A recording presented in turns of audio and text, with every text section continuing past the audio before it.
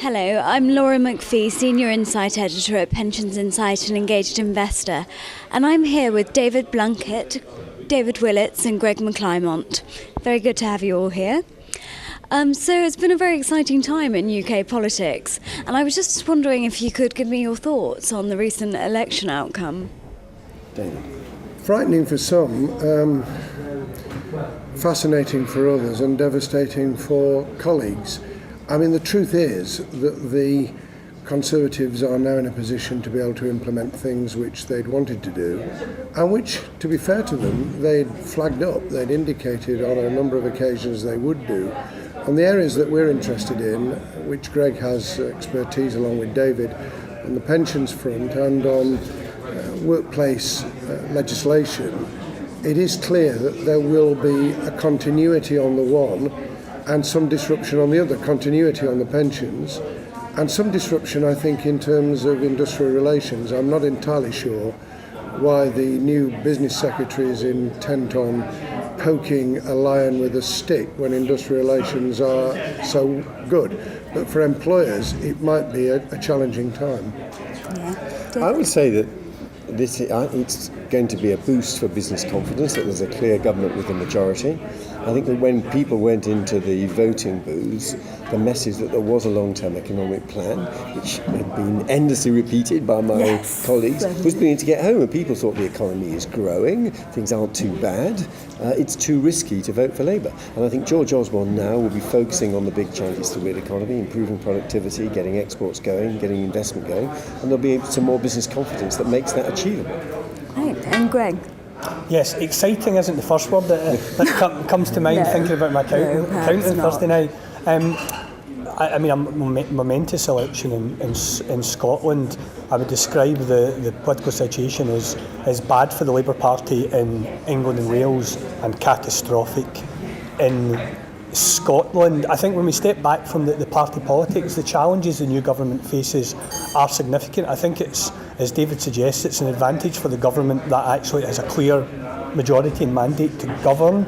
I do think for 60, 70 years now we've spoken about productivity in the UK as a big issue, and whether we can solve that productivity puzzle, I think, is a significant challenge. I think more widely in the pensions space we will see continuity from the previous government.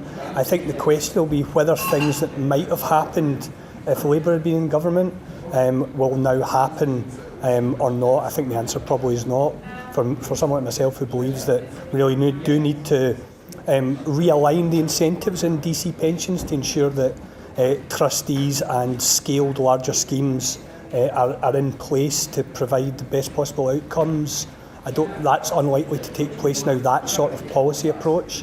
But I certainly wish the new pensions minister very well, because unless we get it right, I mean, I think I'd say finally is pensions policy can't just be about pensioners. There's a tendency in the political space, certainly for politicians, to think about pensions as being about pensioners. It must be about the younger generations coming through too, because unless we get savings right, then we won't be able to actually build an economy which works across the board for everyone. And Laura, there will be a very major challenge, and I suspect that David, Gregg and I would agree on this, in relation to an ageing population, whilst the debate on tightening migration takes place. And we've got to bear in mind that the ratio of those working to those who are in some way or another dependent is growing all the time. And whilst the raising of the age of retirement contributes towards that, and whilst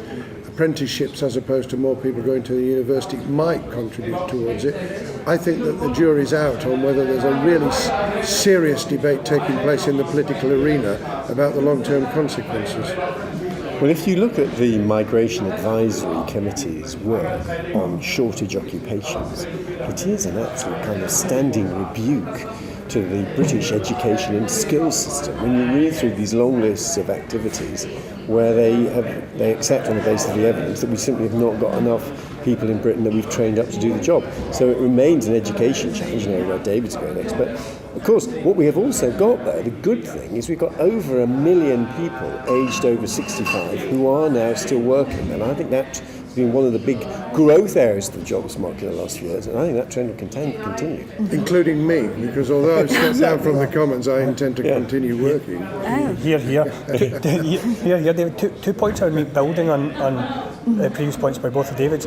First is, I would say that the skills and training challenge is actually as much an inequality challenge.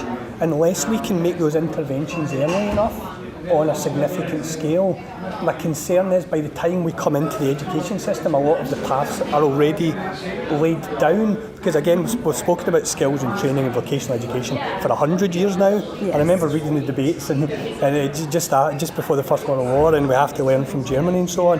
The second thing is the retirement age. The numbers are very clear, the arithmetic of how the retirement age has to go up.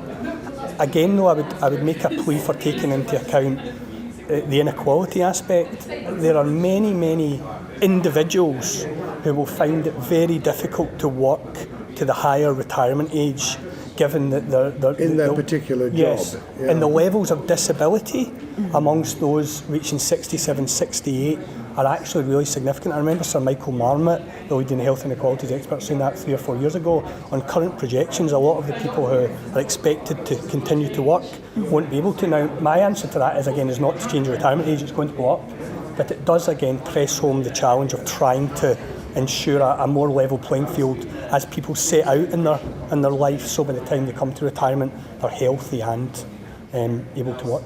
Sure, absolutely. And just finally then, is there any pensions policy which you would like to see implemented under the new government?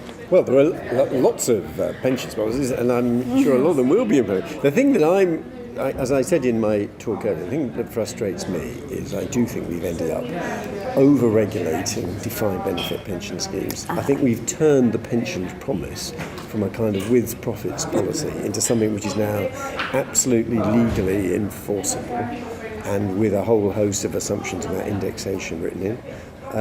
And that it is now regulated so tightly that companies aren't willing to offer this for the younger generation. So I supported Steve Webb's efforts on the defined ambition model. I realise all the political problems that meant it was incredibly hard to implement. But if we can make more progress on that, I think it would really help the younger generation. Mm-hmm. I was tempted to say the pensions policy I'd like to see implemented as my own, but I will try and resist that temptation. I think David's right. I'd put it slightly differently, insofar as the defined ambition route that Steve went down. There's always a very significant political challenge, which is which government is going to put in place a system which means that pensions and payment might be cut. That's an enormous political challenge.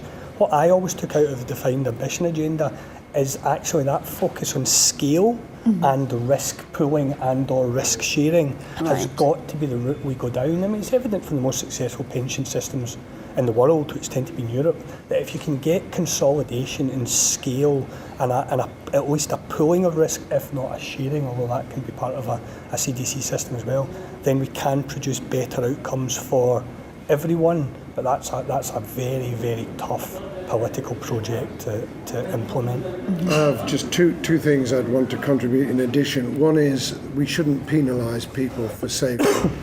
And secondly, we should ensure that they get really good advice in the new environment, the new market, so that they make the right decisions for themselves and in the long term for the nation.